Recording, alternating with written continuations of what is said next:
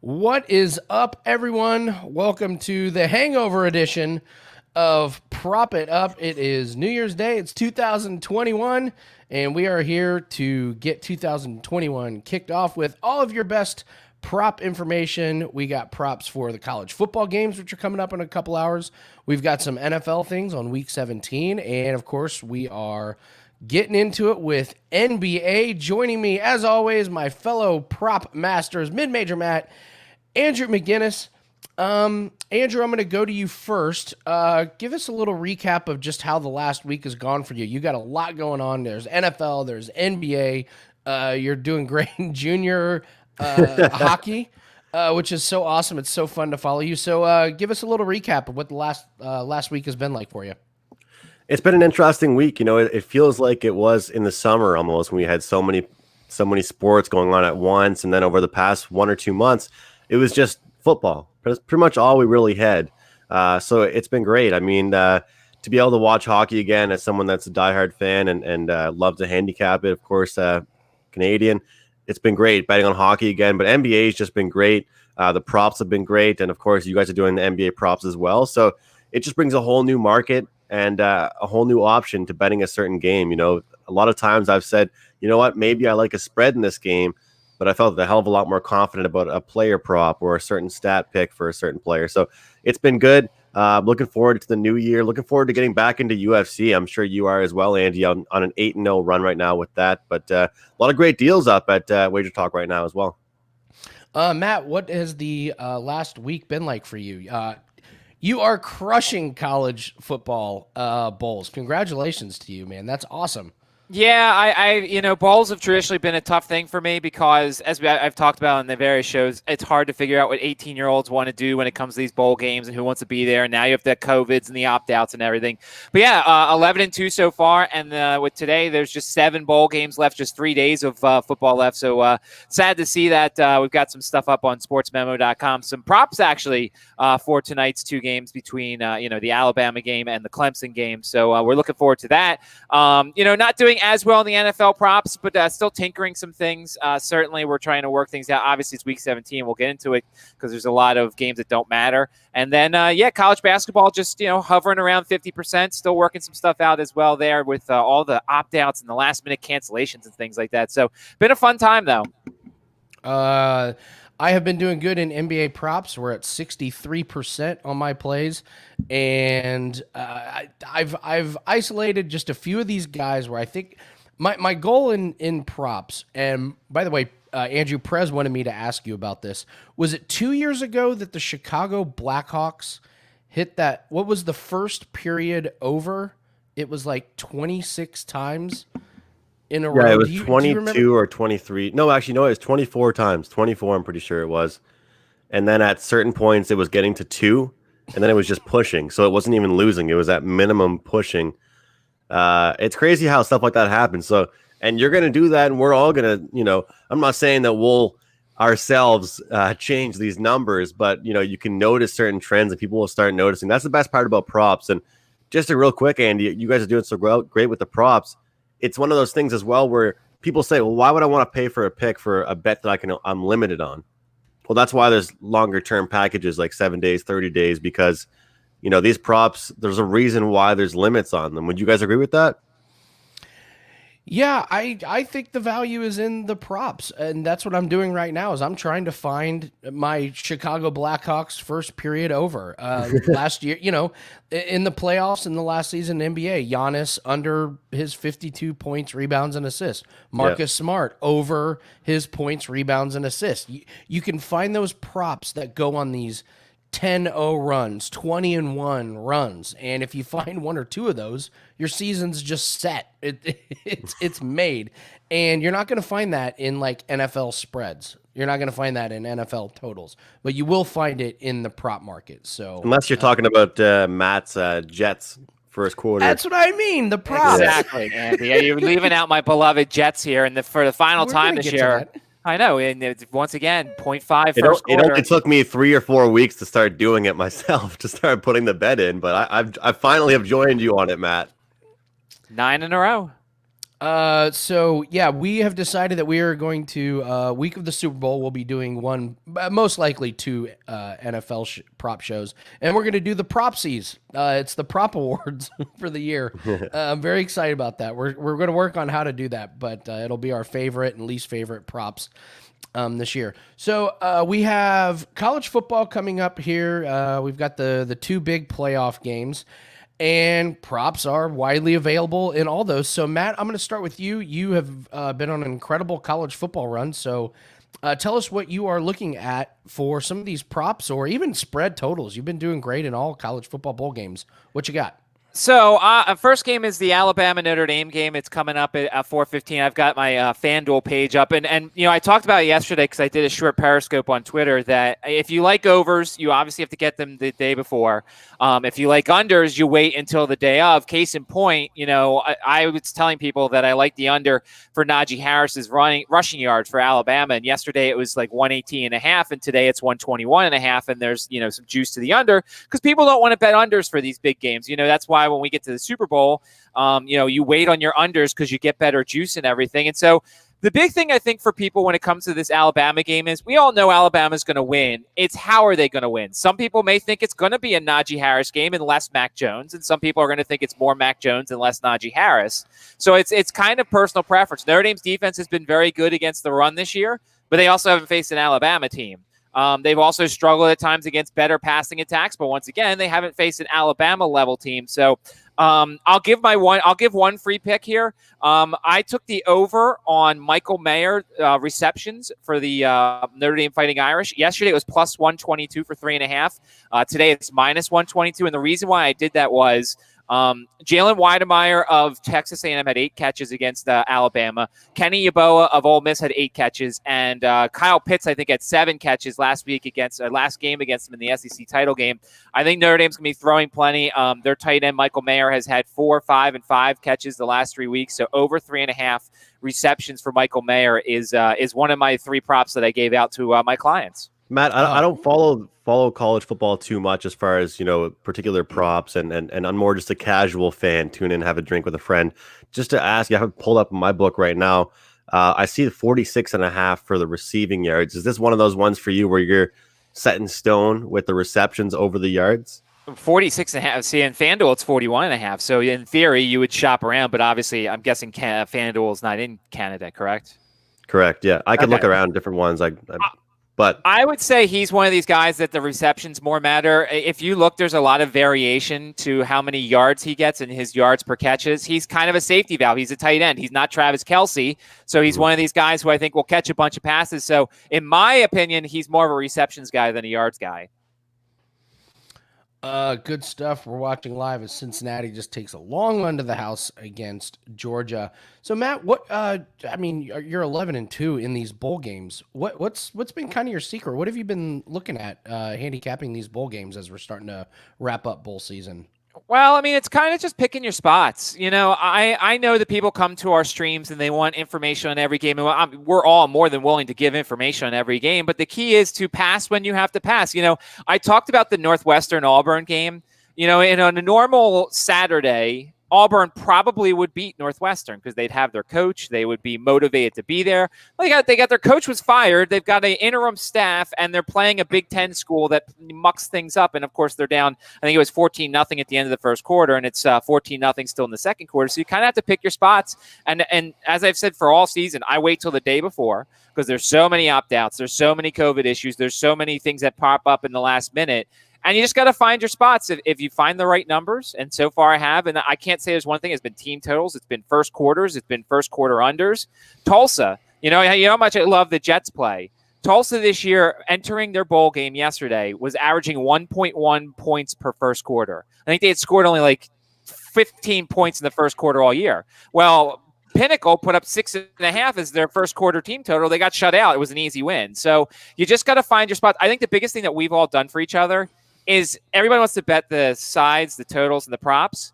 There's other things to bet. First quarter bets, second quarter bets, first half bets. You're really good with the first half bets there, Andy. So, you just got to open your mind up to everything in finding angles. That's so good. And Andrew, I saw that you had posted something on social media about you were noticing, if a favorite in junior hockey wins, it goes over. If the underdog covers, it goes under. So you're finding trends in the hockey, right? Definitely. Well, it's interesting with this world hockey stuff is that you don't ever see a spread. Like, guys, I laid a touchdown in a hockey game the other day. You're laying 8.5 goals with a team. So, and just to not just make it about hockey, but I think that we can all agree that with certain spots or certain teams, you can find those correlated bets. And it's the same thing that you and I have talked about with MMA. A lot of times, if you like a fighter to win, you kind of have an idea in your head how they're going to win as well. But yeah, it's been interesting for sure, Andy. I mean, yesterday I was on an over, didn't get there, but one team just easily scored 5 goals themselves in a span of 2 periods. They're making it look easy. We saw a Canada game against Germany that finished 16-2. So whether or not you had the spread or the total, you did all right. I saw one person actually on Twitter that had the under. Tough way to end his year. But at what point do you turn it off? When it's 4-0 in the first period or 5-0? Unless you're a German, right? Were they the ones with the 16, or who had the 16? Canada. Oh, well, if you're a Canada person, of course you're watching. Then yeah, 16-2. Well, the only reason why I was still watching the game was that I had player props. So we just wanted to. If you took like 8 goal scorers, chances are you cashed on some good plus money. That's great. That was the best game ever to have a player prop. Yeah. I bet on the goalie to score, and he didn't quite get there. Dang it! Before we get into the football stuff, though, I'll be doing NHL props. So we're still doing our show if we maintain this as far as NBA stuff goes daily. I'll be doing NHL because I don't know if you guys have checked, obviously, or seen it, but more books are now offering like over 0.5 points, over 1.5 points in hockey. I was betting Matt, your guy Carter Hart. I was betting him over in his saves. It's crazy. Not just in football or basketball, the prop market now for NHL is getting there. Yeah, we're definitely prop it up. This is only the beginning of prop it up. We're going to be doing every sport. That was one of the big selling points of this show. Was this isn't a one sport show. This goes across everything. So. Okay, so that's good on college football. We can revisit if we think of anything else. We're going to go through some NFL games. We have a lot of games that don't matter. We have a lot of subs, injuries. We got a big name with COVID, and then we'll do NBA. So let's just start going through some of these NFL games. Guys, I'll just start with the early games. We can say if we have something or not. I'll start with Cowboys at Giants. I do have something on this game. I talked about it on Wager Talk today. I like the Cowboys in the first half. They're averaging over 15 points in the first half.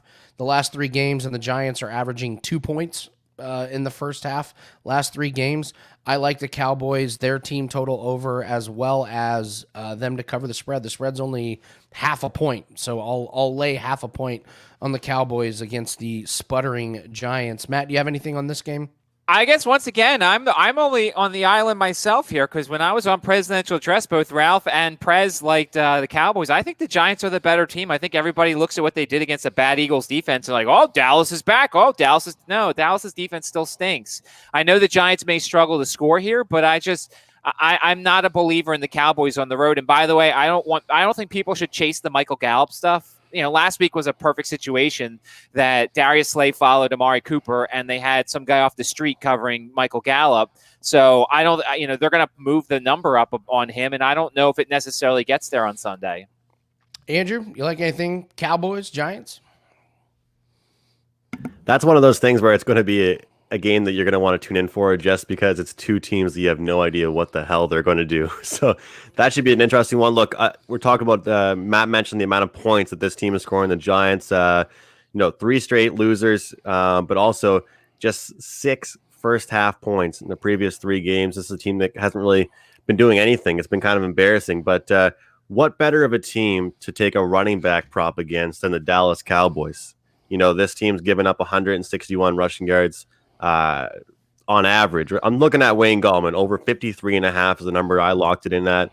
He hasn't been playing superb, but we know what he was capable of. Looking about 3 to 4 weeks ago, what he was doing, and like Matt said, I don't think they're going to score. I don't think they're going to, put up fantastic numbers, but he'll be heavily involved in the game plan, I believe, and it's a good way for them to go out. So he's a guy that's been reliable for them, and I think he'll get a lot of carries. Next, Steelers at Browns. Big Ben is resting. So you guys do realize this is the Mason Rudolph versus Garrett rematch, right? The guy that hit Mason Rudolph in the head with the helmet. So we got revenge game possibly here. I find that game was crazy. That game was insane. It was. I thought last week was set up perfect for huge running games with Nick Chubb and Kareem Hunt, and sure enough, they decided to throw to both of their tight ends and whatever receivers they had left. I have no feel for this game whatsoever. Andrew, you have anything for Steelers Browns?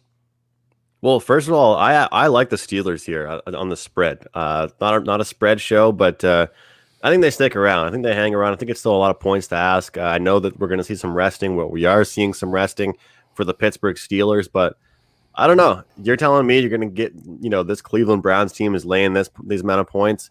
I don't really believe it. I don't buy it. I'm still not really a huge Baker Mayfield fan. I don't care what anybody says. He has a great receiving core, and there has been a few plays that he's made. But when it comes down to it, I think this team, when they start facing some tough competition, they're going to get exposed. And I think 10.5 points is way too much. But when you look at it, if I do believe they're going to cover this spread, I do believe that they're going to have some offense, which is why I'll be looking at completion prop for our guy, Mason Rudolph. That's going to be my prop and my play on the weekend. And I was talking to someone the other day about this, is that a lot of times people want to look at these teams that are resting and instantly fade them. Well, there's a reason, why the line is set the certain way that it is. And I'm not sure about you guys, but a lot of times I like to still back that team that's resting players because they're good for a reason. They have depth. Matt, you like anything? Steelers, Browns? Just to go along with what he said, last year, RG3 and the Ravens beat the Steelers 28-10 in Week 17. So, I mean, and you guys know I despise the Browns and I despise Baker Mayfield. Kareem Hunt's been disappointing as of late. He has just not been able to get much going on the ground. Luckily, he got a couple more receptions last week because they had no wide receivers. But this is probably an easy pass for me. In Week 17, I think it's even more important to pass when you're supposed to. And if you don't see anything, don't even look at it. Don't even worry about it. Titans at Texans. This game is really tough because they're saying Deshaun Watson's going to play. It makes no sense for them to play. They don't have their first round pick, so it's not like they want to tank, but I have no idea what the Texans are going to do. The Titans are playing for something. Matt, is this a pretty easy Derrick Henry over rushing? Yeah, it is. I mean, and this could also be, if it's 1.5, could be a sneaky over for Ryan Tannehill's one passing touchdowns. The Titans team totals 32.5. I could see an over here. I think this game's going to see a lot of points because if Watson does play, and I want to make sure he does before you lock in an over, the Titans defense isn't very good. And I could see the Titans getting the 35 or 40 here. So I think that this could potentially be a fantasy bonanza. We just have to see what the status is of Watson. Andrew, same thing, Titans, Texans? Yeah, I mean, Derrick Henry, I think you might owe him a Christmas card or a New Year card, Andy, how much you've made off him probably. But yeah, does it just seem to you guys that even, I know you're a big fan of resting. I know maybe not load management, Andy, but when a team is up a certain amount to rest, or you're an advocate for Christian McCaffrey not coming back right away, doesn't it just seem to you that sometimes teams will leave a guy in and let them run the score up? Isn't Derrick Henry that guy? Isn't he that guy that when it does not matter, obviously it's because of his running back position, but they could still put somebody else to get those carries? It seems like they are fans of the Derrick Henry props. And I don't say stuff like that very often, but these coaches love giving him the ball, and so I would look at it. I would look at that again. And I agree with Matt on the Tannehill prop, actually. I was thinking about that. I like the wager for them, honestly, but that's actually a good number. What do you think the price will be on that, Matt? Usually those things are juiced up. If you get it right away, maybe you can get a minus 120, but if you go wait until Sunday, it'll be minus 150 because everybody takes overs on everything. So get in early if you want to take it because it's going to be minus 150, minus 160, I'm betting, on Sunday. I would also look at the +2 touchdown prop for Derrick Henry. You probably get that at a good price as well. Saints at Panthers. Hallelujah. The Panthers did something right this year. They did not push Christian McCaffrey. I know they signed him to a huge contract, but they got a year of wear and tear off of that body and a year that made no sense for them to try anything. They're going to probably beef up their defensive line and hopefully their offensive line, and they get a healthy Christian McCaffrey next year. So Saints at Panthers, this is a stay away from me. Andrew, you got anything for the Saints or the Panthers? Sometimes you got to just go with what's working and who's rolling. And for me, it's been Curtis Samuel. It led the Panthers in both rushing and receiving yards. I could just stop there. It seems like to end this season out, they're going to keep feeding him. He's a young guy. He's proven himself. 5 receptions for 106 yards. I don't see any reason for them not to go back to here. And I think this is a game where we could see some points. So that's kind of what stuck out to me. Lately in the NFL, especially in this week particularly, I won't be looking at that number 1 wideout. It'll be the guys a little bit down the lineup. And this guy's ranked at number 3 right now, but he's getting the most rushes and the most yards. So it seems like in the later half of the season, this is a good play to take on a guy that they're just going to look to improve and get a lot of targets. Matt, Saints, Panthers. Saints, Panthers. So Saints need to win, get a Green Bay loss, and a Seattle win for a 3-way tie because they do not get in any other way. Here's the thing. Seattle plays at 425, so the Saints are going to want to try in this game, so you're going to get a better effort from them. My worry was, they play in the first half and then things don't go their way. Also, Green Bay plays at 425, so I think we get a decent Saints effort here. Mike Davis isn't playing either, so I'm interested to know who the Carolina running back is. But, this one, outside of maybe looking at Alvin Kamara again for 6 touchdowns, I don't think I'm going to play much here. I know this isn't a fantasy show, but how funny is that in the fantasy week, championship week, that guy does that many touchdowns? I mean, what does it usually pay Andy for over 2.5 touchdowns? Is there there's definitely props for that. 2 to 1, 3 to 1 for 2 and then 3 touchdowns is you're looking at 7 to 1 or 8 to 1.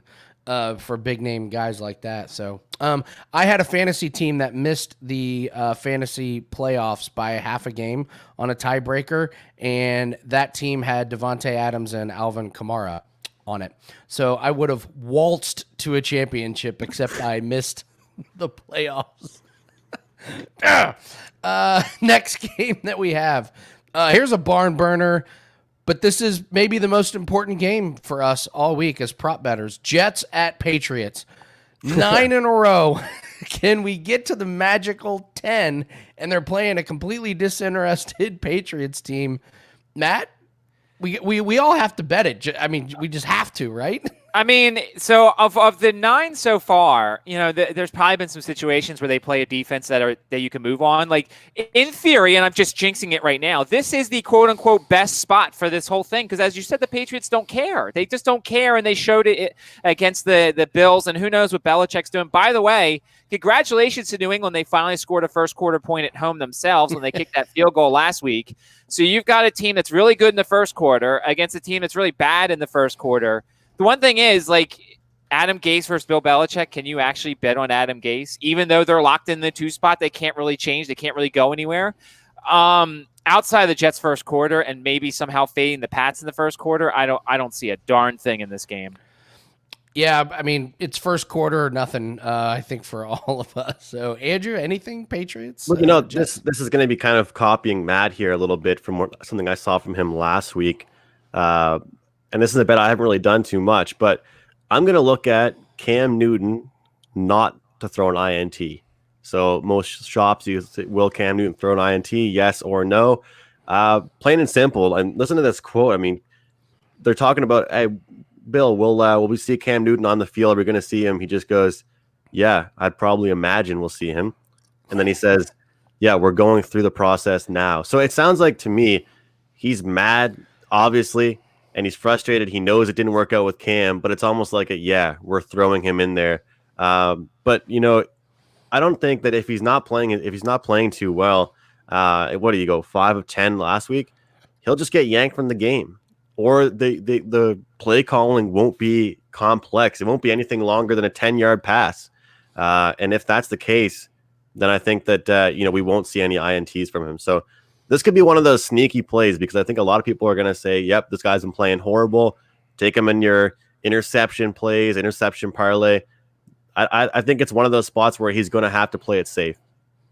That's a great way to look at that game. I never crossed my mind, but that's why you're one of the best in the business. Vikings at Lions. This game means nothing to fans and players and coaches. So, Matt, you see anything in this Vikings at the Lions game? I know we had talked about Kirk Cousins' completions.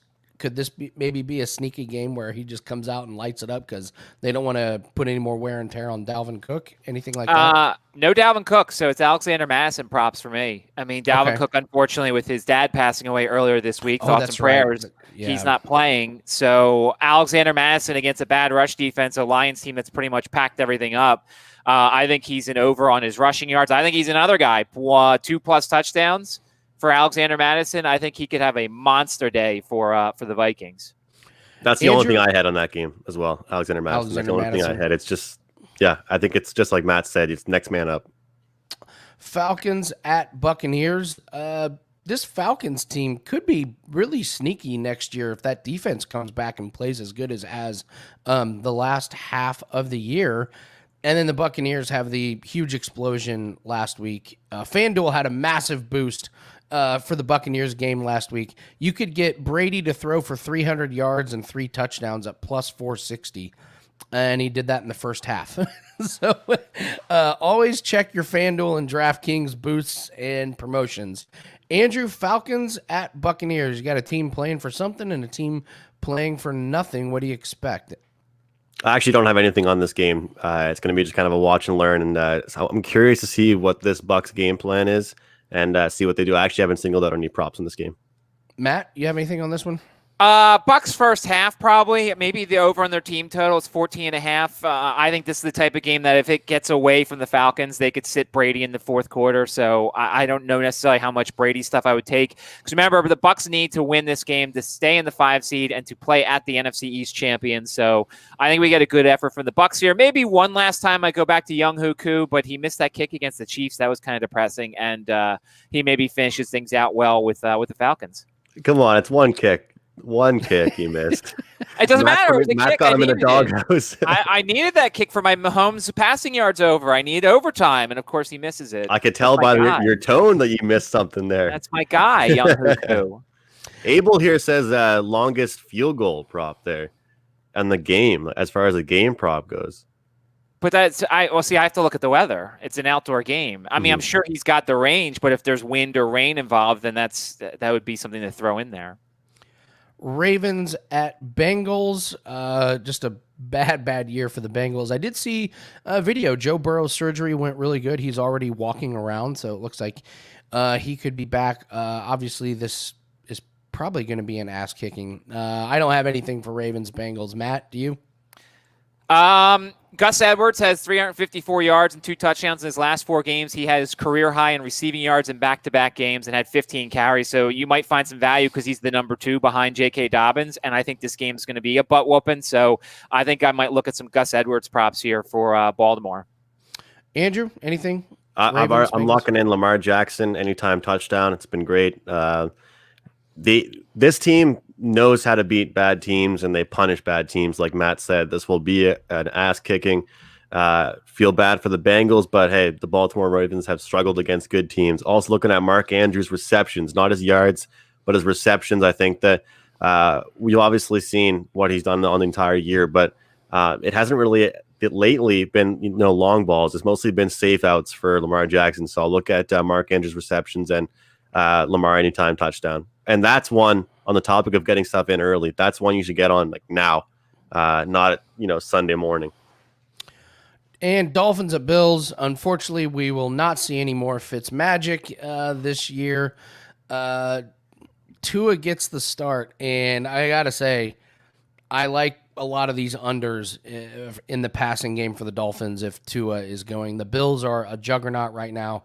Tua doesn't know how to stretch the field. A lot of short passes. So I would look at some of these receiving props under, and I think the Bills roll the Dolphins. Whenever you have a team like the Bills that is on such a roll, I kind of stay out of the way. So Matt, without Fitzpatrick, you got anything in this game? Do we know Allen's playing 100%? Because I don't think if I'm the Bills, I'm not playing him the whole game, and so that puts into peril any sort of starters. Maybe you look for a guy like Gabriel Davis because John Brown is back, and maybe he's the guy that after the first string guys, he's the leading receiver. But too much uncertainty for the Bills, and as you said, the Dolphins are fantasy wasteland when it comes to Tua. So yeah, it's a pretty easy pass, I think. Andrew, pass for you as well. I'd look at Tua under passing touchdowns. I think if they get in the end zone, it's going to be via rushing. So that's kind of where I'd look. I'm not really a huge Tua guy. But, if they get in there and they're in the red zone, they're not going to risk him throwing the ball. What was it that you mentioned, though, Matt? You were saying about Allen, because it's funny. I was saying that this could be another example, like I was saying with the Steelers, where it's, a team resting guys, but could still get the cover and win the game. Would you look at, so does that mean to you you're looking at unders, though, just like what Andy was saying about a couple spots, or is it just too hard to tell for you because you don't know who to take them on? In theory, so here's the thing. So the pro is you play him the whole game because you're the Bills. You still need to get your reps in. You're not, you're playing really well, but you need the momentum. And even if you're the 2 seed, you're playing next week. But the cons are you don't want anybody to get hurt. You don't want Matt Barkley coming in. So to me, as I've said, I don't. There's just too many question marks in too many other games to be able to. I'm just going to pass here. I think this Bills team wants to roll. I think they actually will be the least team out of all these teams we're going to talk about to show resting, to show, load management, if you want to use that phrase. I don't know. I just have a feeling about this team, especially look at the win they had last week. Is that the last game that you want to have your star players saying, yeah, those are our big reps? You know what I mean? Like, is that roll against the Patriots going to be the last thing that you'll do before you play a playoff game? I mean, just remember they're playing next week. There's not 2 buys this year. There's only 1. And if the Chiefs take care of it, the Chiefs have it. So the only thing that the Bills can play for is a win locks up the 2 seed, or if the Steelers lose, they get the 2 seed. And that means 1 extra home game, which for Buffalo means a lot because it's cold and dingy, and who knows, maybe there'll be fans in a couple weeks. I don't think so. But if I'm the Bills, I'm playing Allen for a couple series and sitting him. Let's move to the afternoon games. Jaguars at Colts. I have a play on this one already. Phillip Rivers over 38 yards for his longest pass. He's gone over this prop 7 games in a row. I talked about this on Wager Talk today. Could be a long pass to Pascal or Hilton, or a dump off to Himes or Taylor. Jaguars are playing for absolutely nothing. There's no motivation except for maybe some guys playing for some contracts, maybe some coaching deals, but I'm fading everything Jaguars. Colts want to get this win. They need it. Andrew, I'll go to you. Do you have anything for the Jaguars and the Colts? I've taken a decent amount of props in this Jaguars team and probably been 50%, if not below that. I've always felt that I had some spots with them, but it was too hard to read. I hit one. My most recent one was with Chark, but Chark is looking questionable. He missed practice on Wednesday. He's out. Yeah, he's out. And we've got James Robinson missing the matchup. I'm going team total under 17.5 here for the Jags. They're coming off a game where they couldn't do anything against the team that was averaging, that put up got scored 116 against them in their last 4 games. I mean, that's one of those things where I just think that the whole, hey, they got their number 1 overall pick, and you'd think that they'd go with some pride, but I think it's going to be real ugly. 17.5 is the number there. Can I just say, as a Colts fan, that in the Deshaun Watson draft, me and my friend KJ, who does Bump and Run Sports with me, we were just like, why is Deshaun Watson not the number 1 overall pick? And then we saw him fall, and we were like, damn it, one of these teams from our division is going to draft freaking Deshaun Watson. So now we get Deshaun Watson twice a year. And this year we're like, well, at least the Jets are going to get Trevor Lawrence, and we don't have to face him in this division. Now the freaking Jaguars get Trevor Lawrence. Now we get to face Trevor Lawrence twice a year. I don't know how these quarterbacks keep ending up in the Colts division. Damn it. Packers at Bears, Matt, we had a pretty big injury. So brutal for him. He's a great guy. And that he's the anchor for the Packers offensive lineman, the left tackle, tore his ACL yesterday in practice. He's done for the year. And the Packers want to win this game. They're at the Bears. They cannot be tied with Seahawks. Seahawks have the tiebreaker over them. So Packers will be playing their starters. Bears are as well. Should be a good game. I feel like there's a lot of potential props in this game. What do you think? By the way, I didn't get to say anything on the Jags-Colts game. Oh, so go for it. I'll just say something real quick. I think we get a really good effort from the Jags. I don't know. Look, obviously they have nothing to play for. Last week they played it poor enough to get the number 1 seed. I think I know James Robinson and Ozegbo and the other guy aren't very good at running, but I just feel like we get a good effort from the Jags. I mean, I think the Colts can be up 41-17, and then I think this isn't over. So I think the Jags don't roll over and die in this game because they literally have nothing to play for. Packers Bears, of course, you're looking at Devontae Adams, probably 2+ touchdowns. You're probably looking at Rodgers again.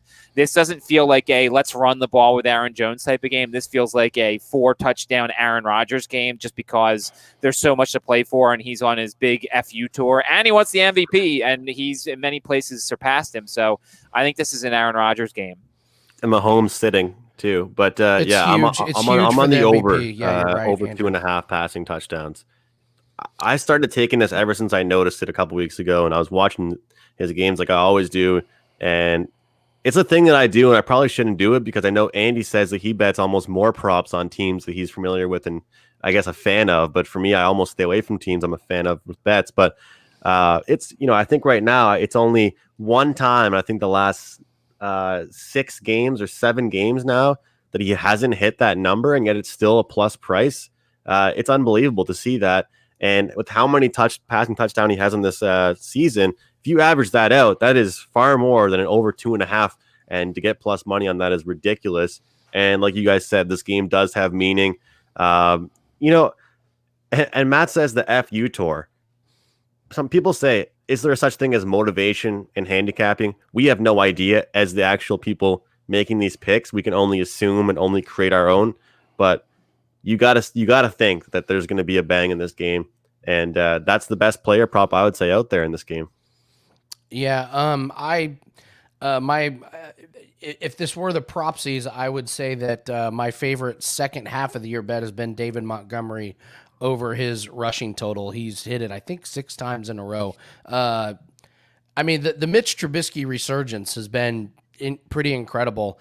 I would also look at Allen Robinson, receptions and yards. Robinson has gone over his. Trubisky loves throwing to Allen Robinson. So if this game, goes as scripted, Bears could be playing from behind. So I would look at Allen Robinson in some of those. And Andrew, you brought up a great point.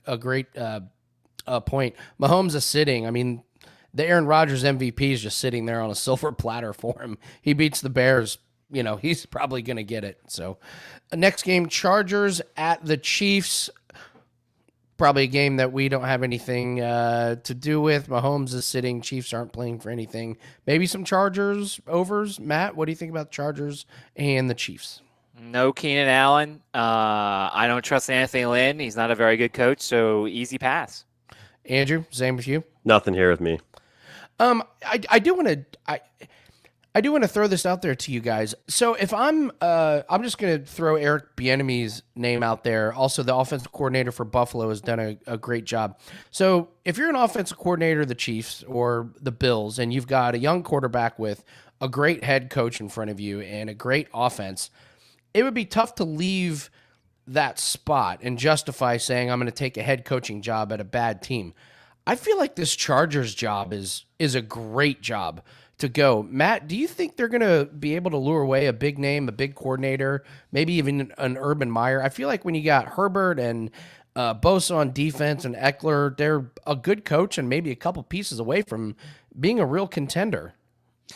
I need to see their cap situation Because that's another important thing. That's why Jacksonville probably is the most attractive job out there, because they have a ton of cap room and they have Trevor Lawrence, and they have an owner who's willing to spend money. So everybody's going to want Bieniemy. Everybody's going to want Brian Daboll. Everybody's going to want Robert Saleh, the defensive coordinator in San Francisco. So it's just who's going to pay them the most and who has the best situation. Okay.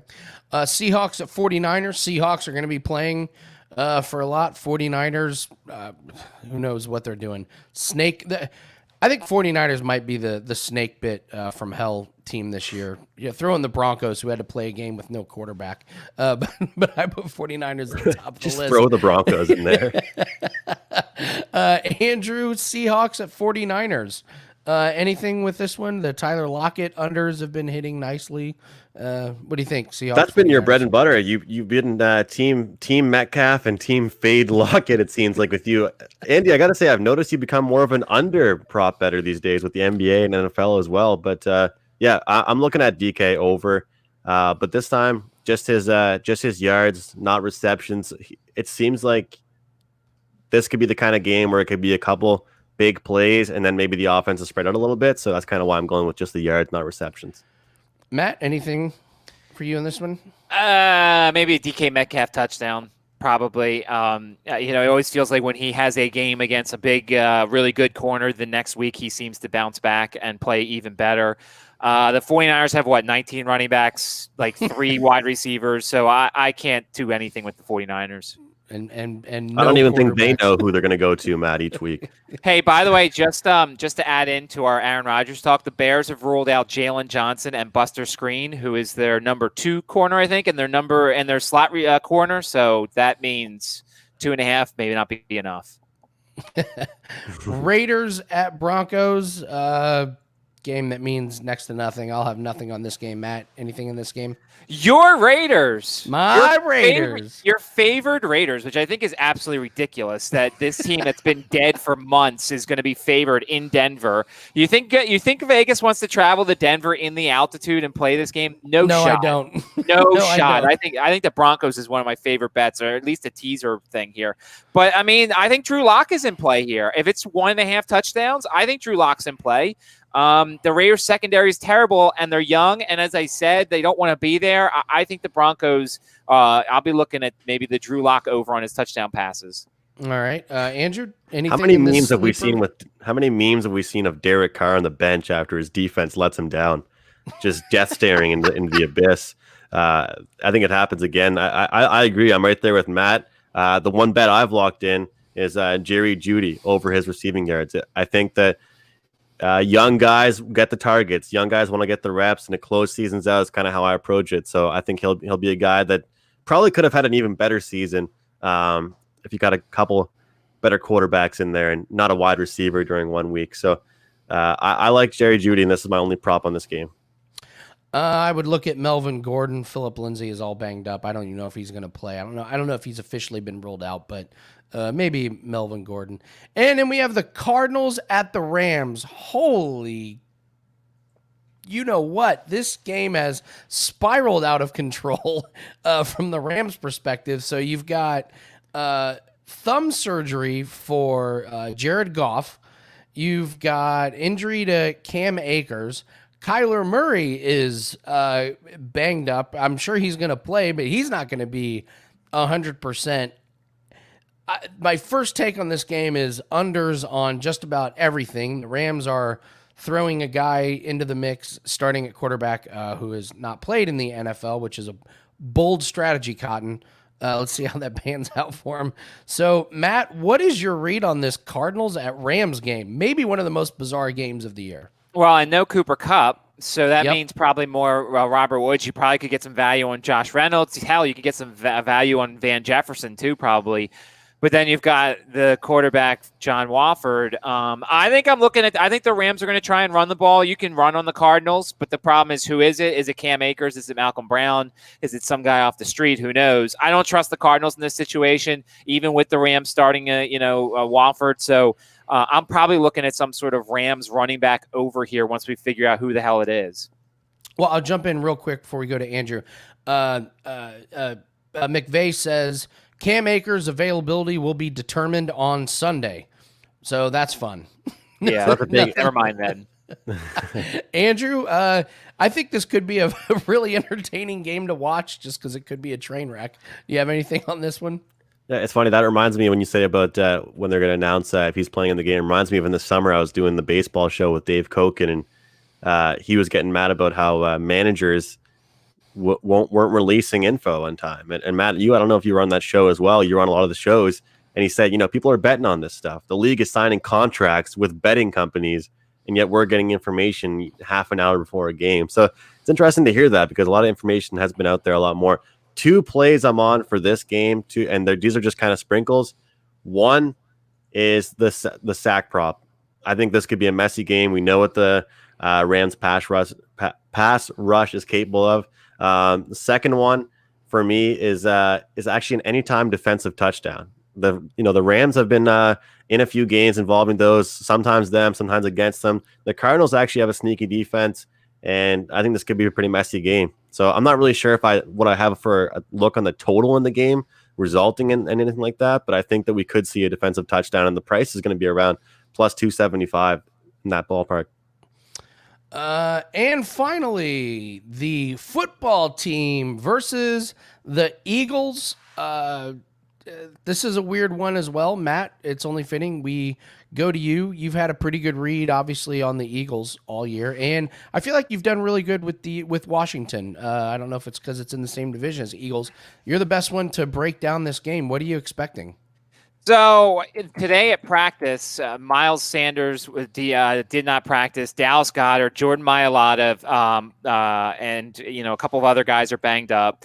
I as an Eagles fan, my ultimate dream Sunday is Dallas wins. They need the Eagles to win, and the Eagles fall tremendously. We get a better draft pick. Dallas doesn't go to the playoffs, and we can all laugh at Dallas. Jalen Hurts is going to try. That's unfortunate because I want to lose this game. I don't know how he's going to do. He's going to be under pressure. I mean, the offensive line wants. If no Mailata, then you maybe look at the over for the sacks here because I think the Eagles can get to whoever the quarterback is for Washington. The big key here is Terry McLaurin is questionable. If Terry McLaurin plays, he's going to see a lot of Darius Slay, in which case I would look at like Cam Sims, his over for receptions, because we've seen the number 2 receivers are killing the Eagles nowadays. If Terry McLaurin doesn't play, then I don't know who Darius Slay is going to follow. I don't know if he's going to be on a side. So I'd probably maybe still look at Cam Sims. And then, maybe a field goal prop here. This feels like a game where there's going to be a lot of field goals, although the Eagles don't kick them because Doug Peterson goes for it on every down, which is an idiotic thing to do. But I think you're going to get a poor effort from the Eagles. I think Jalen Hurts is going to look poor once again, be constantly on the run. But then Washington, if they don't have Alex Smith or Terry McLaurin, like who's going to do anything? So if McLaurin plays, I like the Cam Sims props. If McLaurin doesn't play, McKissick props probably. Logan Thomas, we're bad against the tight ends. And on the Eagles side, it's a barren wasteland. I just stay away from everybody. I like the Logan Thomas play. He's been really, really good over the last month or so for the football team. Andrew, you got anything on this one? I mean, Matt gave me the segue here. I'm going to let Jalen Hurts run like his head's cut off and grab his over for rushing yards once again. We've seen 69, 63, and 106 last 3 games. He's been cashing tickets. Last week it was 55.5, I believe. This is like you said, Matt, there's going to be some plays where he maybe shouldn't do it, but he feels comfortable escaping the pocket. He feels comfortable, and the team likes that out of him. You can tell they're comfortable with that, and they've been drawing up plays around that. And I know it's probably going to become a trendy pick with him, but as for now, to close this season out, I'm going to go right back on it. All right. That wraps it up for NFL. Everyone, if you're in the room, thank you so much for hanging out with us on this New Year's Day. Do us a favor, go hit the like button on the show. We're going to do some NBA props here. So while you're getting some great insight and information, let's go to NBA and give us some thumbs up, please. It helps the show. Andrew, I'm going to go to you. So we're a week or so into NBA. What have you been noticing from spreads, totals, props? We can get into some specifics later, but what are just some overall big picture trends that you're seeing right now? For me, I've been playing these a lot of the secondary guys on the points, and then a lot of the primary guys on kind of the other props like assists or rebounds, or the ones that you do, Andy, with the combined altogether points, rebounds plus assists. Because the secondary guys, they kind of have their roles. A spot up shooter, he's out there to shoot. He's not out there to play, create, and get assists. So you can get certain guys. For example, a guy like Kyle Kuzma on the LA Lakers.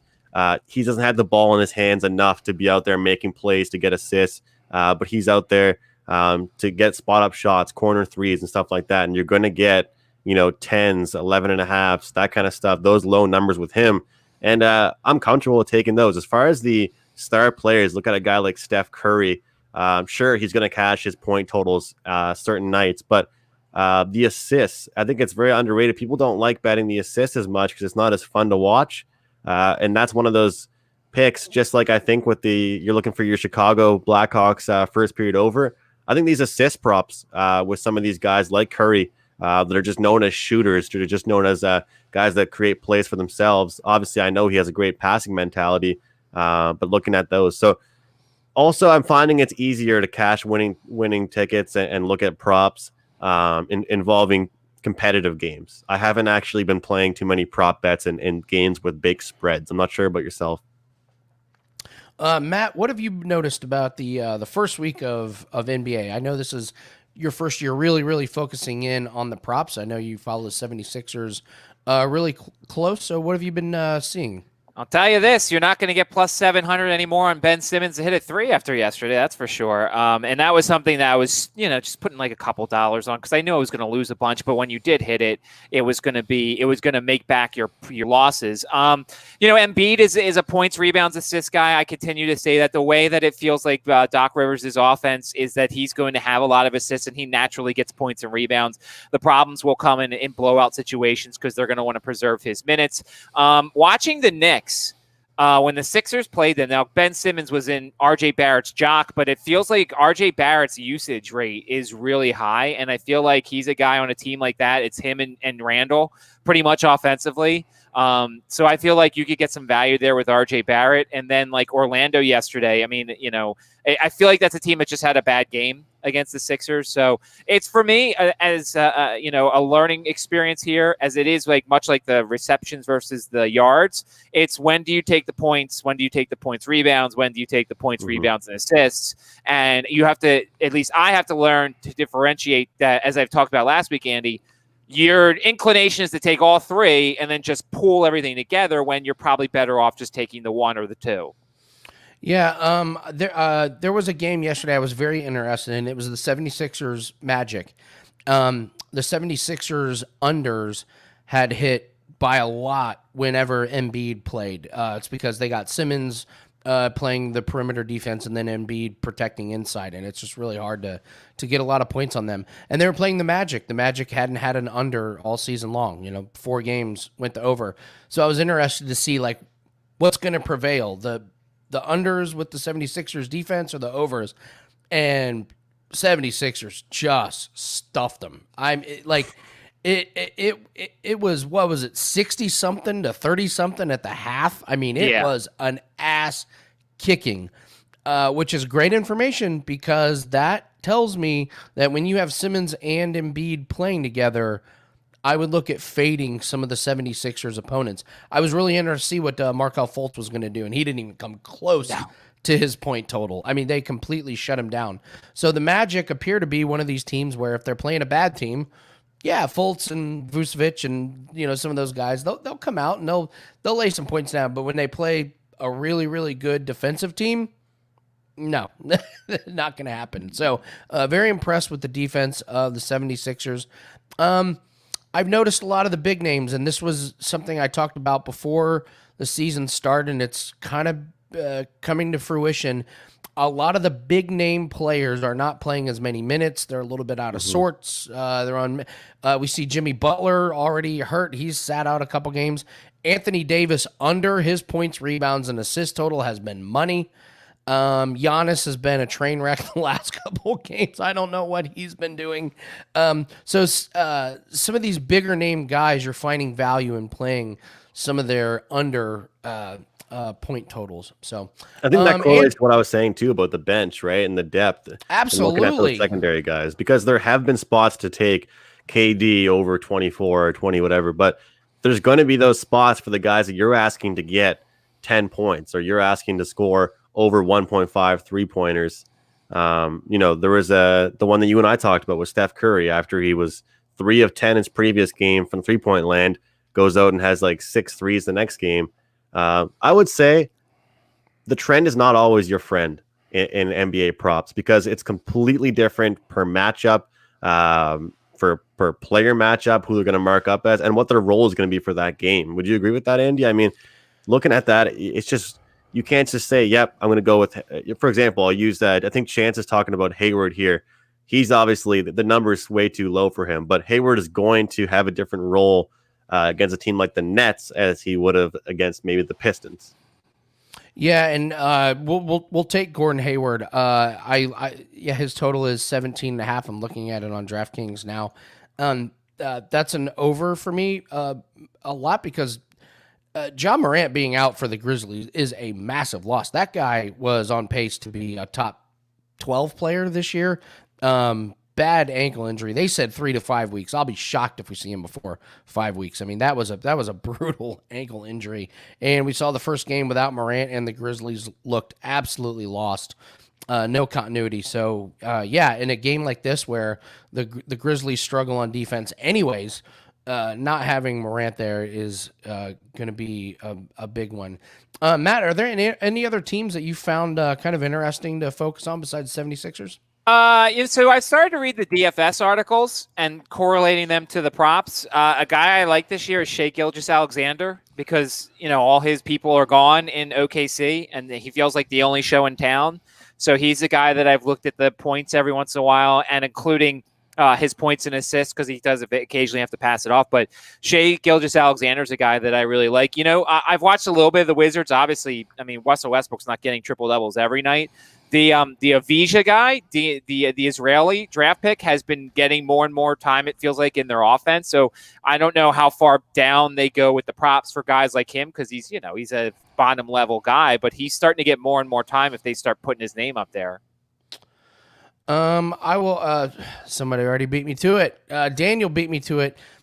Jeremy Grant has been really, really good. I was going to do this as a free play. It was my first play on today's NBA package on Wager Talk. Blake Griffin is out. He's in concussion protocol. And Jeremy Grant scored 27, 27, and 28 points. The Pistons are awful. They're so bad, but it doesn't mean there's not props to be had there. They have his total at 17.5 points. That line is so off, it's not even funny to a guy that's scoring over 25 points a game. So that's a free play for me. I'll take Jeremy Grant. And that's one of those lines where, boy, I hope they keep it below 20 points because I will play Jeremy Grant over and over and over again on that one. Andrew, do you have anything specific you focused on for tonight? I actually don't have a lot of plays tonight for the NBA props. So I'm going to look at it again after this. Of course, like I mentioned, I think we're allowed to party a little bit as handicappers. And of course, last night being New Year's Eve, I didn't want to give out any picks this morning when I was probably barely reading my screen properly. But one that I did like actually was Trae Young over in his assists. I talked about just a few minutes ago how I'd looked at these assists for these scorers, and Trae Young, comparable just like Steph Curry, amazing shooter, ball in his hands all the time. People don't realize that a lot of times even these guys are getting doubled because they think the defenders think they're going to get a shot off, or maybe they'll get somebody on a hesitation, they attack the hoop, and all of a sudden they draw 2 defenders and dump it off. This number is 9.5, guys. You might think that's really high for an assist, but for a guy that's going to play large portion of the game, they're still dealing with in and outs of the lineup for this squad. I think he gets that over 9.5. So when I was checking into this game, I've had a couple plays on sides and props in both the Nets and the Hawks games. I thought that this was a pretty good prop. So that's one I'll give out here on the show. Cool. Matt, do you have anything specific you want to give out for NBA props? Are you still looking over the slate? No, I'm not doing anything there. So I'll leave it to you guys. Certainly, just focusing on the college football and then, big card in college basketball tomorrow. So that's kind of where the focus is right now. One trend that has been hitting this year, I say this year, it's only been been a week or so. The highest point totals on the board for full game, they're going over. So I know the highest point total the Nets and Hawks the other day was 237, and I believe they hit it 284. And that number today for Hawks and Nets is 244.5 points. What an unbelievable! You know what's funny, Andy? That's crazy. I was on a radio show and I said, yeah, lean to the Hawks on the spread, and also a little sprinkle on the under. I listen. I played the first half under, and they had 83 points. But I will say that there's no bigger league, even though that's kind of a bad example.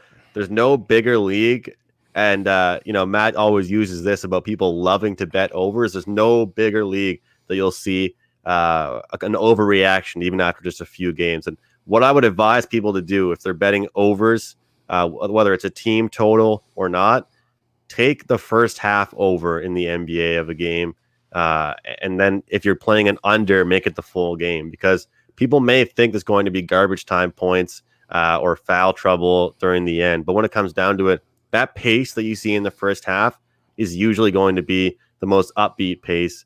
And then there's, some defensive stuff that gets mixed up at the intermission when the coaches go over things, because there's so many unders that I've even had so far on this season that have looked horrible. I've had so many unders that have looked like they're not going to win whatsoever, and that game just dies.